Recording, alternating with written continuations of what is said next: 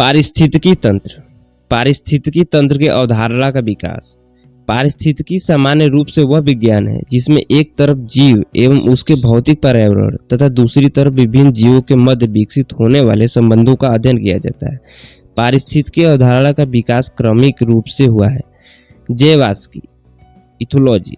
सर्वप्रथम फ्रेंच जंतु शास्त्रवेत्ता सेंट हिलेयर ने पारिस्थितिकी के लिए जैवास्की शब्द का प्रयोग किया था, जिसका अर्थ विभिन्न जीवों के आपसी संबंधों का अध्ययन है। हेक्सिकोलॉजी। इस शब्द का प्रयोग ब्रिटिश प्राकृतिक वैज्ञानिक सेंट जॉर्ज जैक्सन ने किया था।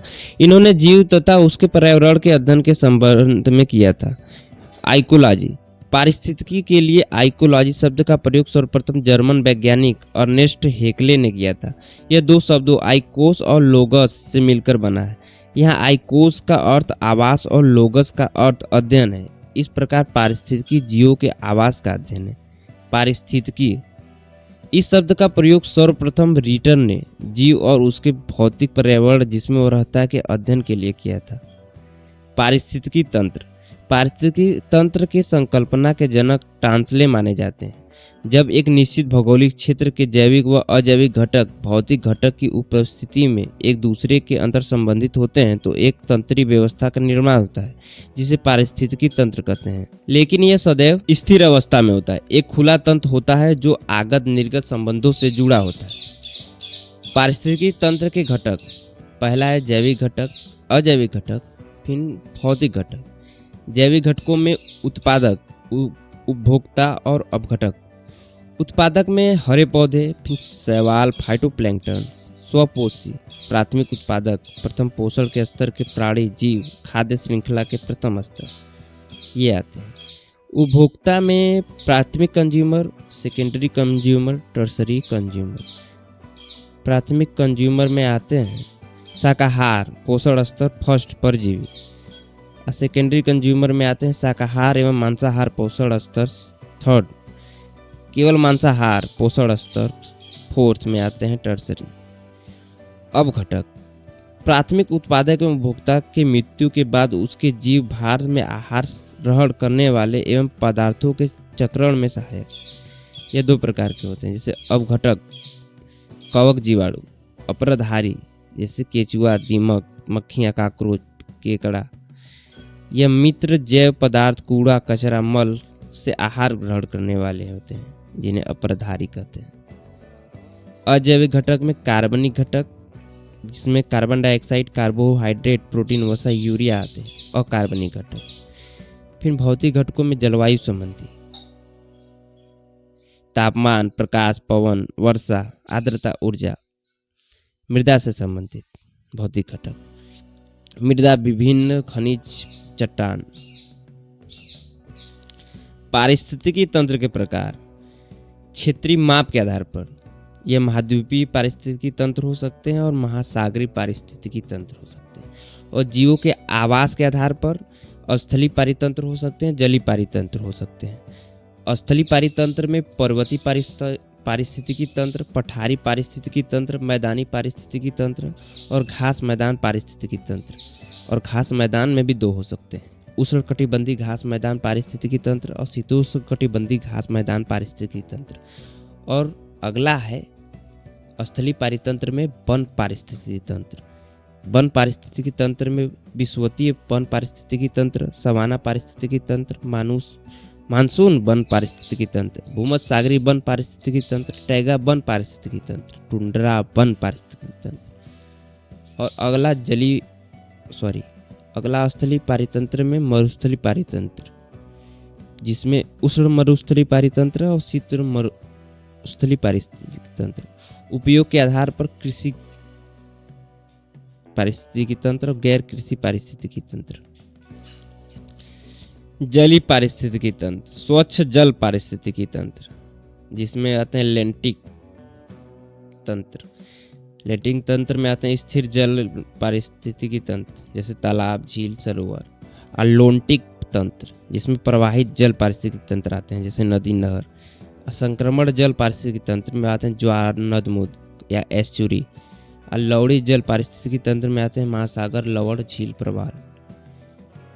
जीन से कोशिका बनती है, कोशिका से टिश्यू बनता है, टिश्यू से आर्गन्स बनते हैं, आर्गन से जीवों का निर्माण होता है, जीव जनसंख्या को बनाते हैं, जनसंख्या से समुदाय बनता है, समुदाय से पारिस्थितिकी तंत्र, पारिस्थितिकी तंत्र से बायोम बनता है, बायोम से भू जैव पारिस्थितिकी तंत्र बनता है और भू जैव पारिस्थितिकी तंत्र से सौरमंडल का निर्माण होता है और सौरमंडल मिलाकर आकाशगंगा का निर्माण होता है और आकाशगंगा ब्रह्मांड का निर्माण करती है। निष्कर्ष, इस प्रकार उपरोक्त प्रवाह चार्ट से यह स्पष्ट है कि पारिस्थितिकी तंत्र का आकार कुछ भी हो सकता है। छोटे स्तर पर एक वृक्ष भी पारिस्थितिकी तंत्र है और बड़े स्तर पर हमारी पृथ्वी एक बृहद जैव मंडल पारिस्थितिकी तंत्र। पारिस्थितिकी तंत्र की कार्य प्रणाली, खाद्य श्रृंखला, खाद्य जाल और ऊर्जा प्रवाह। 3, खाद्य श्रृंखला। प्रत्येक पारिस्थितिकी तंत्र में रासायनिक पदार्थ का प्रवाह जब उत्पादक से विभिन्न श्रेणी के उपभोक्ताओं की ओर क्रमिक रूप से हो और वह रैखिक रूप से हो तो उसे खाद्य श्रृंखला कहते हैं। एक आहार श्रृंखला को पूर्ण करने में कई समुदाय के जीव शामिल होते हैं। यह 2 प्रकार का होता है। इससे पहला कि चराई आहार श्रृंखला, यह उत्पादक से शुरू होता है जैसे तालाब, प्लैंकटन, क्रिस्टेशियस, हेडिंग्स, वन, हरे पौधे, हिरणबाग, शेर, घास मैदान, हरे घास। फिर साग बच्ची कीट को मेढक खाएंगे, मेढक को सांप खाएंगे, सांप को मोर या बाज खाएगा। और दूसरा होता है अप्रधारी आहार श्रृंखला। इसकी शुरुआत सदैव मृत जैविक पदार्थों से होती है जैसे जैविक पदार्थ, केचुआ, चूजा, बाज। खाद्य जाल, जब किसी पारिस्थितिकी तंत्र में रासायनिक पदार्थों का स्थानांतरण उत्पादक से विभिन्न श्रेणी के उपभोक्ताओं की ओर क्रमिक रूप से हो परंतु कई चैनलों के माध्यम से हो तो उसे आहार जाल कहते हैं। आहार जाल जितना ही विस्तृत होगा वो पारिस्थितिकी तंत्र उतना ही स्थिर अवस्था की ओर हो बढ़ेगा क्योंकि पारिस्थितिकी तंत्र में ऊर्जा का निवेश बढ़ जाता है।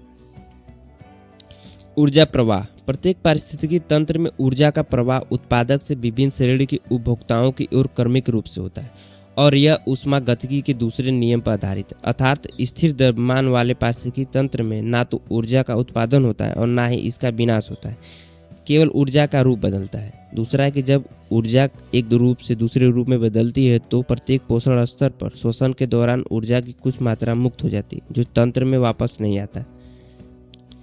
पारिस्थितिकी पिरामिड, जब किसी पारिस्थितिकी तंत्र में पाए जाने वाले उत्पादक और विभिन्न श्रेणी के उपभोक्ताओं की कुछ संख्या और उसके बायोमास, जैव द्रव्यमान और उसके मध्य ऊर्जा प्रवाह का आरेखीय निरूपण किया जाता है तो वह त्रिभुज नुमा रूप धारण करता है जिसे पारिस्थितिकी पिरामिड कहते हैं। इसे एल्टन पिरामिड भी कहते हैं क्योंकि चार्ल्स एल्टन पारिस्थितिकी पिरामिड संकल्पना के जनक माने जाते हैं। यह 3 प्रकार का होता है, संख्या पिरामिड, बायोमास पिरामिड और ऊर्जा पिरामिड। संख्या पिरामिड, जब किसी पारिस्थितिकी तंत्र में पाए जाने वाले जीवों की कुल संख्या का आरेखीय प्रदर्शन करते हैं तो उसे संख्या पिरामिड कहते हैं।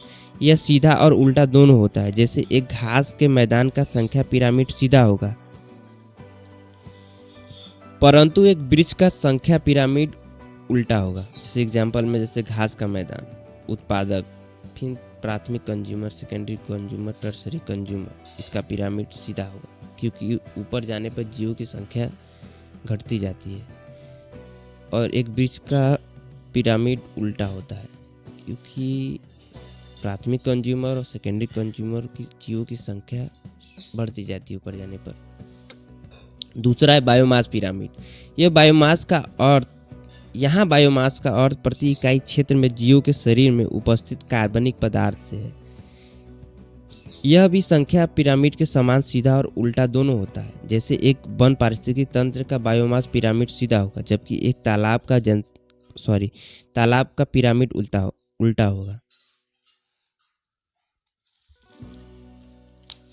ऊर्जा पिरामिड, इसके द्वारा किसी भी पारिस्थितिकी तंत्र में ऊर्जा प्रवाह की जानकारी मिलती है जो लिंडमान के 10% नियम पर आधारित है, जिसके अनुसार प्रत्येक पोषण स्तर के जीव प्राप्त ऊर्जा का 90% भाग खर्च कर देते हैं लेकिन 10% भाग उनके बायोमास में संचित रहता है जो ऊपरी पोषण स्तर के जीवों को प्राप्त होता है। ऊर्जा का प्रवाह यूनिडायमेंशनली एक दिशीय यानी उत्पादक से उपभोक्ता की ओर होता है, इसलिए ऊर्जा पिरामिड केवल सीधा होगा। पारिस्थितिकी उत्पादकता एक निश्चित समय में एक निश्चित भौगोलिक क्षेत्र में प्रकाश संश्लेषण के दौरान वनस्पति के द्वारा भोजन निर्माण करने की क्षमता को पारिस्थितिकी उत्पादन कहते हैं। पारिस्थितिकी उत्पादन का निर्धारण दो प्रकार से किया जाता है। सकल प्राथमिक उत्पादन जीपीपी, यह प्रकाश संश्लेषण के दौरान उत्पादित कुल ऊर्जा का भोजन की मात्रा है। और दूसरा कि निवल प्राथमिक उत्पादक एनपीपी, एनपीपी बराबर जीपीपी माइनस शोषण के दौरान मुक्त ऊर्जा। पारिस्थितिकी उत्पादन को प्रभावित करने वाले कारक सौर प्रकाश की मात्रा, और दूसरा है कि उपलब्ध सौर प्रकाश को भोजन में बदलने की क्षमता वनस्पति की। तीसरा है कि वर्षा की मात्रा एवं वितरण। चौथा है मृदा की गुणवत्ता। पांचवा है भूमिगत जल। छठा है ऊंचाई एवं स्लोप ढाल। उपरोक्त सभी भू जलवायु दशाएं पृथ्वी में समान रूप से नहीं मिलती, इसलिए विश्व में पारिस्थितिकी उत्पादकता भी सर्वत्र एक समान नहीं है। पारिस्थितिकी उत्पादन के आधार पर विश्व को 3 क्षेत्रों में रखा गया है। उच्च पारिस्थितिकी उत्पादन वाला क्षेत्र जैसे उष्णकटिबंधीय वर्षावन जो 2000 ग्राम, प्रवाल भित्ति 2000 ग्राम, ज्वार नदमुख जो 2000 ग्राम, शीतोष्ण वन 1300 ग्राम प्रति मीटर स्क्वायर, सवाना वन 700 ग्राम, गहन कृषि क्षेत्र 650 ग्राम ऊर्जा उत्पादन। दूसरा के मध्यम पारिस्थितिकी उत्पादन वाला क्षेत्र घास मैदान, झील, नदी, शीत जल उद्वेलन। निम्न पारिस्थितिकी उत्पादन वाला क्षेत्र टुंड्रा या अल्पाइन जो 140 ग्राम, मरुस्थलीय कटीली झाड़ी 70 ग्राम, सतत हिमाच्छादित क्षेत्र 3 ग्राम।